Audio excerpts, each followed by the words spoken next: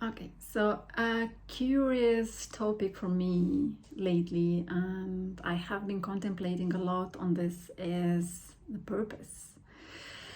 And I had to sit a lot with this question, like, how do I know that my purpose is my soul's manifestation? It's basically what I'm here on this world, on this planet, in this world to do, or is it just a projection of my egotic mind, so to say, of my wounds, of materializing what I was missing as a child, or it's just like fulfilling some needs, which is not bad per se.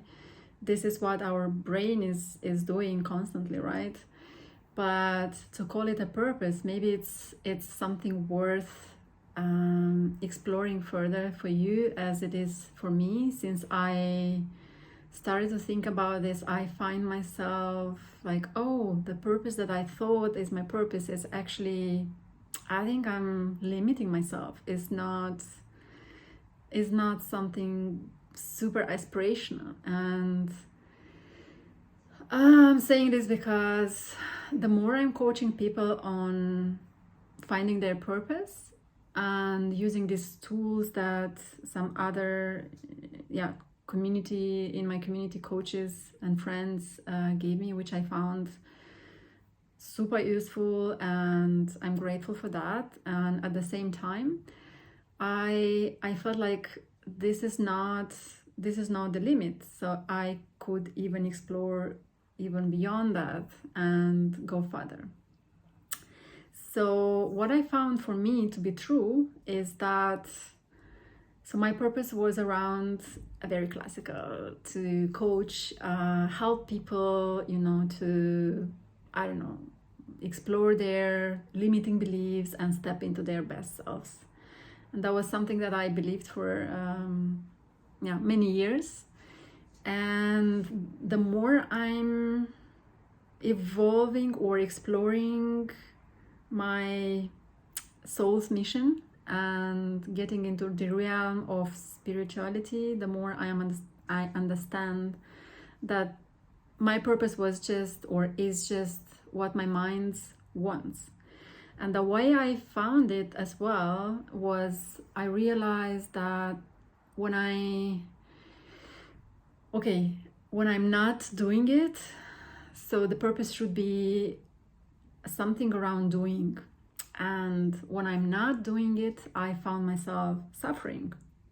So when I'm helping people with whatever I found to be my purpose, and when the outcome is great, I was feeling great. Whereas where the result was not there, I found myself being outcome attached. And that made me think, like, is that really my soul's deepest desire, to help people and to serve them in this way? And I think that the purpose that comes from a place of fulfilling some deepest needs is a trap. Is a trap because it might create suffering, and we are missing opportunity, basically, to reach something higher, and even more aspirational. And yeah, it's a trap as well, because as I was mentioning, it creates suffering, and it's like an insatiable, hungry ghost. It's the more you do it, the more you want to do it. And whereas what I actually discovered for me to be true is that purpose can be something not necessarily around doing something. It can be something around being.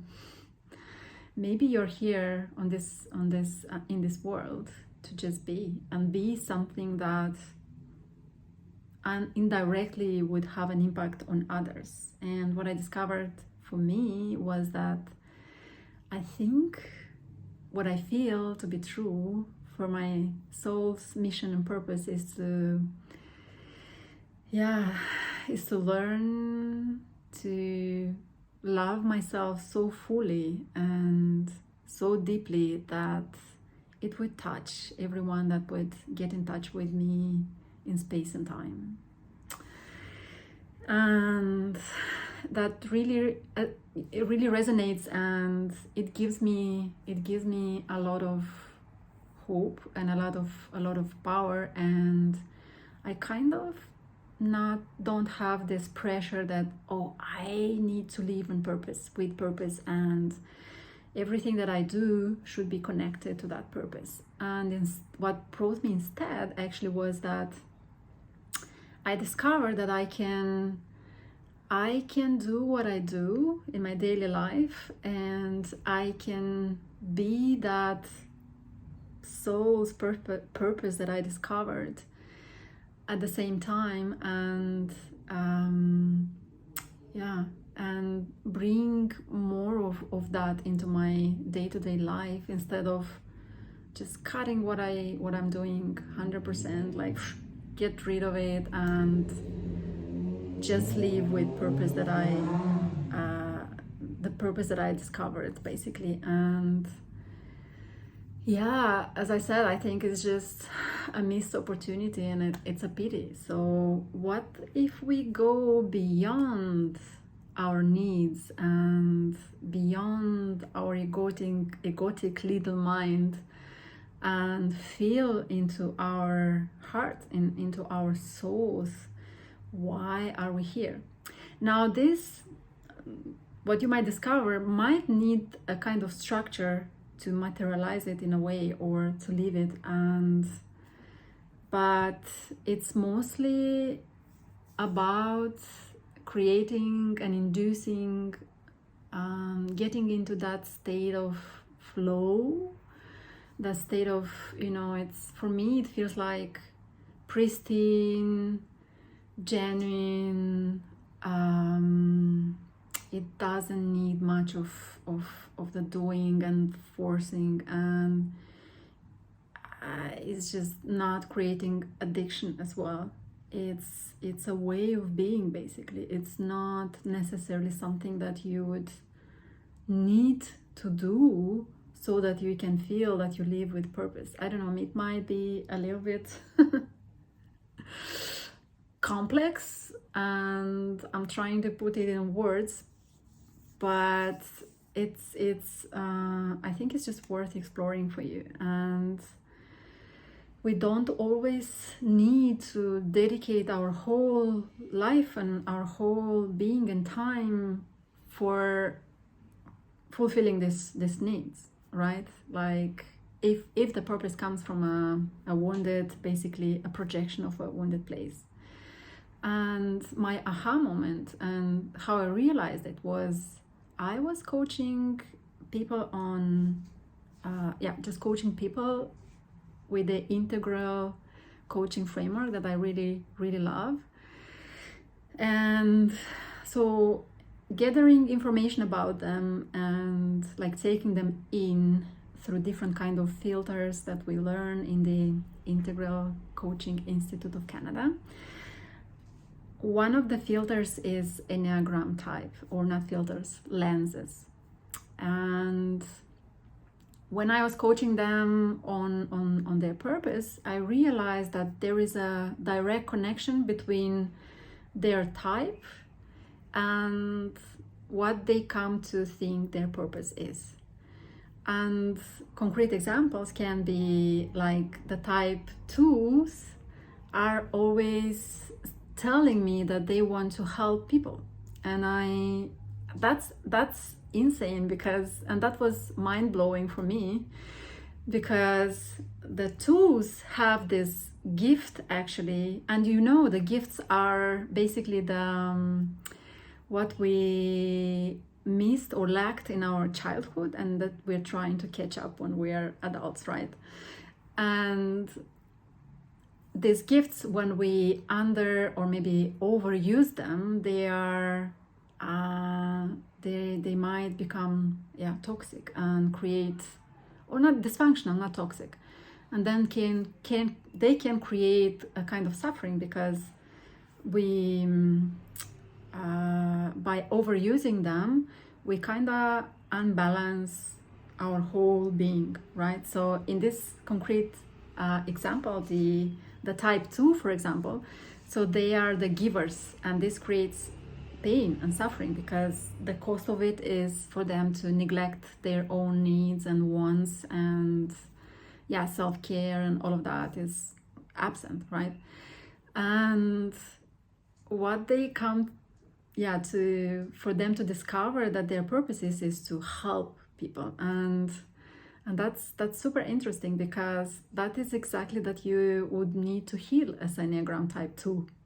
And by thinking that this is your purpose here to help people, you're not doing a service, actually.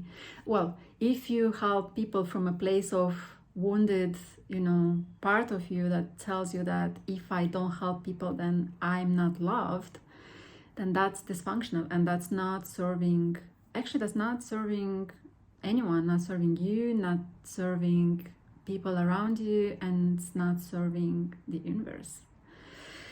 And with the Enneagram type 6, for example, 7, let's say, is they're having this kind of coping mechanism around being enthusiastic and wanting to help people, again, like help people and infect people with enthusiasm, so that they cannot stand when people around them are not enthusiastic and are victimizing themselves. And that's why they want to help other people to see the enthusiasm in everything and get enthusiastic. And that was like mind-blowing for me. And for sevens, for example, their area of growth and path of growth is to actually slow down and feel the pain, right? And be the observer of their pain and their feelings, and make it normal. Like, okay, suffering is part of life with capital L. And besides this, I truly believe that people, so whenever we come up with I want to help people, what I really think is that people don't need our help. Is how would I say this?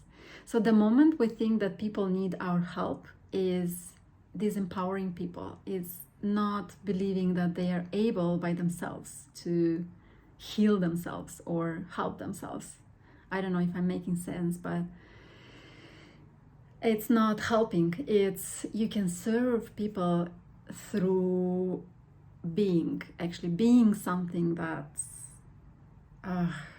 just, creating this state of flow of high frequency.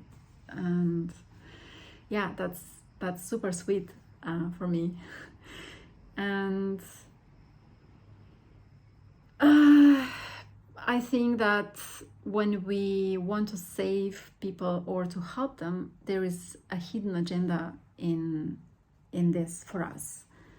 And it's basically, I really think it's we projecting our wounds on the outer world, and we want to save and to change the outer world because we cannot stand what we feel when this world is in front of us the way it is.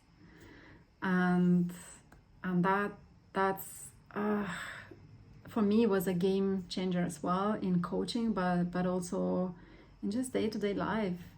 Whenever I would want to tell someone, can you not do this, please? Or can I help you to change this? Because I have a tool for this.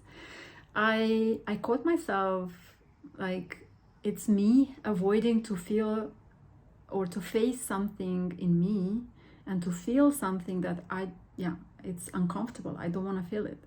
So going back to Enneagram 7, type 7, for example, is them not being able to see and face and feel the feeling that the victims in front of them are, are feeling this uncomfortable feeling and victimizing themselves. So I truly believe that, or maybe I'm drifting a little bit, it's another topic, but going back to the purpose is, yeah, being curious about, is this your real purpose? Is this your real soul's mission?